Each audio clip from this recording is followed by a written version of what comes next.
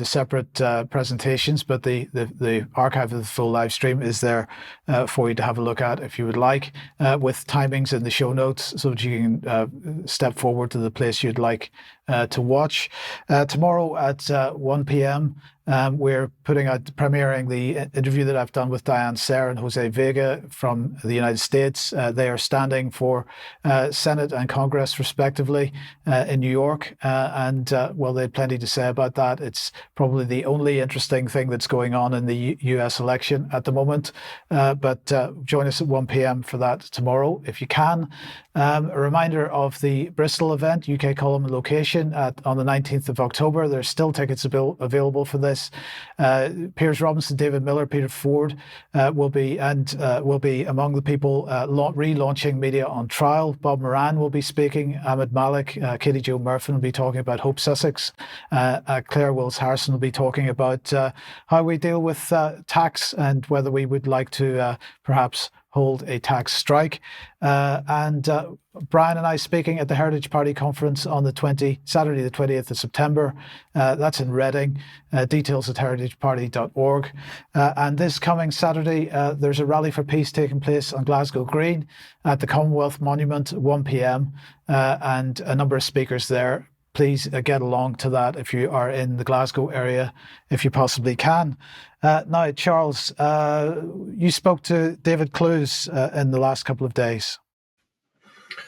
I did, yes. He had been the subject of a campaign of sort of vitriol from mainstream media over his reporting in the wake of the Southport killings, and I've recorded an interview with him, which is now on the UK Column website, entitled You May Be Next. I really would encourage you to listen to it.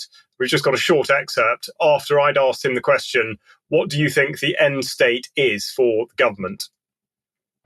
In an ideal world, they would shut down social media entirely, and you would just be stuck at home watching the BBC or ITV or Sky, and you'd be watching the approved titles. They simply do not want people having alternative sources of information, because if they do, people can then expose their scams and they can expose their lies. And we all have a track record over COVID. We have a track record of the war in Ukraine.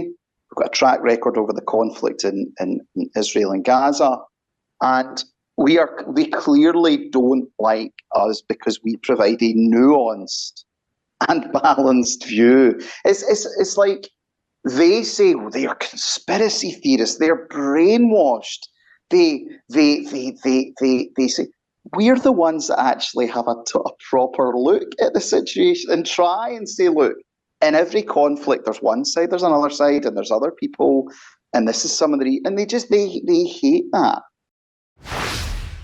So he's absolutely right in what he says. They're worried about the so-called alternative media and social media and so on. And the question is, the online safety bill, for example, has been focused on the big platforms. At least that's what most of the headlines have said so far. But Peter Kyle, who's the Secretary of State for Science, Technology and Innovation, may have got that the wrong way round, has decided to write to Dame Melanie Dawes at Ofcom because he's very concerned about this. So this is what he said in his letter.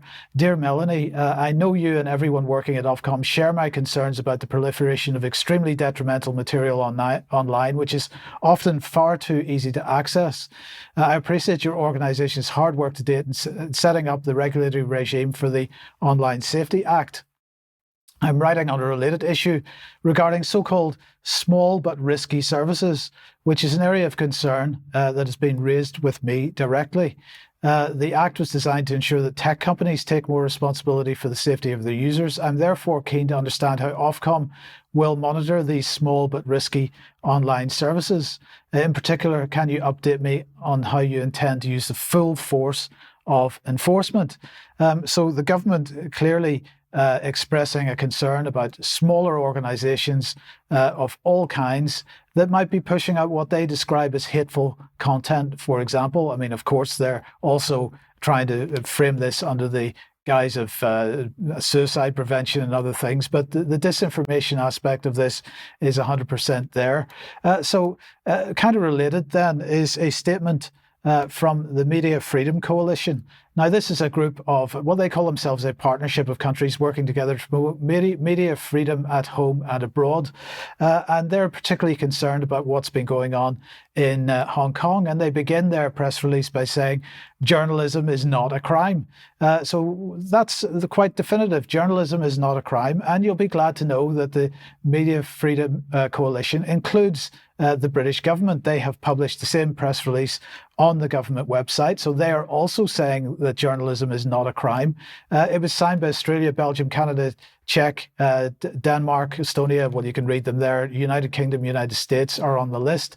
So we might take that into consideration when we consider the people that have been arrested recently because of claims by the British government that they've somehow breached the Terrorism Act by somehow supporting a prescribed organisation, or the people that have been complaining on social media about immigration and are going to prison at the moment because they dared to speak out on social media. We got to consider that and remember that journalism is not a crime. And in the meantime, Vanessa, Craig Murray deciding that he needs to leave the UK because he's concerned about colleagues and friends who are journalists who have been arrested under the Terrorism Act. I don't know if you've got any thoughts on that. Well, of course, Craig Murray was incredibly unfairly penalised for his reporting on the Assange trial, and was then also, I think, detained under the Terrorist Act very recently. So, I mean, this is a former British ambassador, for heaven's sake. I mean, it is becoming ridiculous, but extremely dangerous also. Yes, indeed it is. Okay, well, thank you for that.